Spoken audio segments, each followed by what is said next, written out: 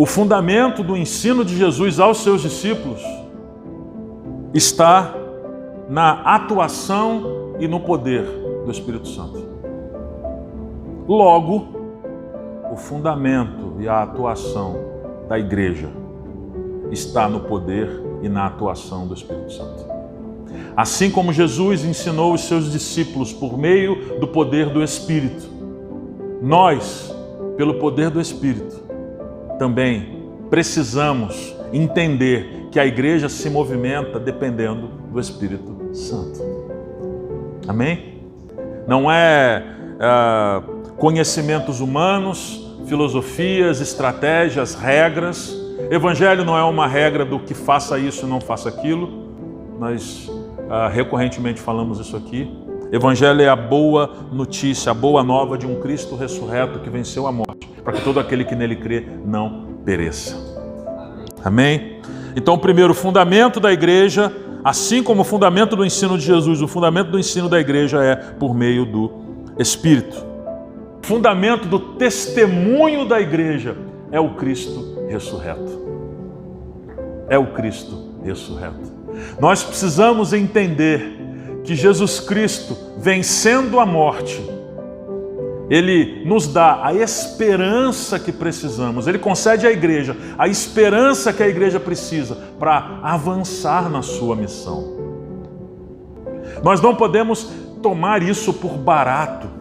Nós não podemos tomar o fato de que Jesus venceu a morte, Ele está ressurreto e nesse instante, com o corpo glorificado, intercede por nós. Nós não podemos tomar isso por barato. Nós não podemos. Por quê? Porque isso é um dos pontos que balizam, sustentam a nossa fé e o nosso Evangelho. Porque se Ele não ressuscitou, não há esperança em relação à morte.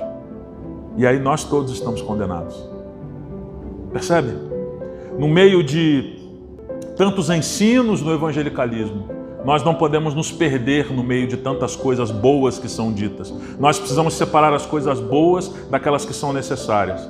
E as necessárias daquelas que são fundamentais. E uma coisa fundamental é, Jesus Cristo ressurgiu da morte. Ele venceu a morte, Ele está ressurreto. Amém? Por isso celebramos a Páscoa. Por isso celebramos a Páscoa. Assim como Jesus falou para os seus discípulos aguardarem e caminharem esperando uma promessa do Pai, a igreja também caminha sob uma promessa. A igreja, ela não está dando soco no ar como sem ter estratégia, sem saber o porquê está aqui. Nós estamos aqui porque nós temos a expectativa do cumprimento da promessa do Pai. E o Pai é fiel, Ele vai cumprir. Jesus Cristo voltará em glória, em majestade. E toda lágrima secará, irmãos. Todo sofrimento desaparecerá. Essa é a nossa expectativa. Essa é a nossa esperança. Enquanto isso, nós proclamamos a todos aqueles que estão mortos em seus delitos e pecados, para que o Espírito Santo, lembra dele, para que o Espírito Santo traga para a vida. Obrigado, pastor. Para que o Espírito Santo traga para a vida aqueles que estão mortos. É por isso que estamos aqui. Não porque queremos ou precisamos saciar a nossa consciência religiosa de que estamos no domingo de manhã na igreja. Nós estamos aqui proclamando para todos que quiserem ouvir e para todos que precisam ouvir que Jesus Cristo é o Senhor. Ele venceu a morte. Ele é o único que pode trazer libertação. Ele é o único que pode trazer da morte alguém para a vida. Livrar alguém do império, do mal e do pecado e do mundo. Só Jesus Cristo. Essa é a nossa função, amados irmãos.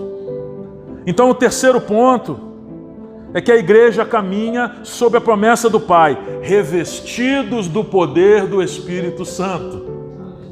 Revestidos do poder do Espírito Santo.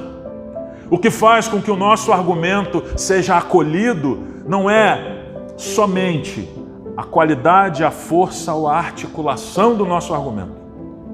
Essas coisas têm o seu lugar, são necessárias, também são colocadas pela graça de Deus. Mas o ponto fundamental é que nós caminhamos sobre uma promessa revestidos pelo poder do Espírito Santo. Amém?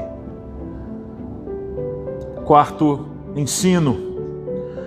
O batismo da nova aliança é o que capacita a igreja a ser testemunha. Por quê? Porque o batismo da nova aliança em Cristo Jesus nos reveste de poder do Espírito Santo. Nós precisamos entender que não há arrependimento ou fé sem o poder do Espírito.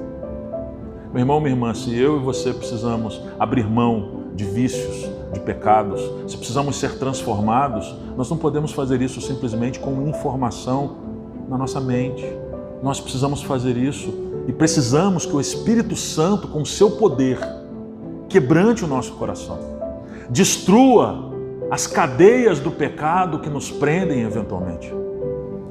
Percebam que igreja não é a respeito de código de conduta, não é um grupo qualquer na sociedade. Igreja é o corpo vivo de Jesus Cristo. E o que bombeia o sangue dentro desse corpo é o poder do Espírito Santo.